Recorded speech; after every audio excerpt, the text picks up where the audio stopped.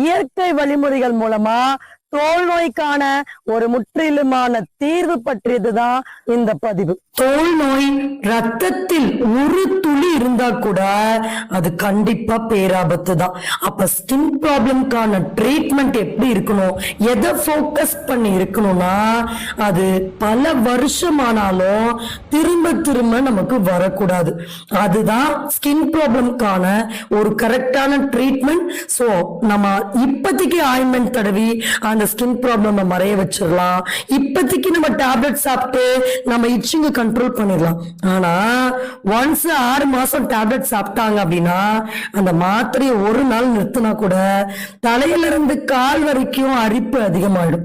அப்ப ஸ்கின் ப்ராப்ளம்ஸ நம்ம ஒரு நேச்சுரலான ட்ரீட்மெண்ட் மூலமா தான், அது எக்ஸிமாவா இருக்கட்டும் இல்ல சோரியாசிஸா இருக்கட்டும், அதை கியூர் பண்ணணும், ஸ்கின் டிசீஸை கியூர் பண்ணணும்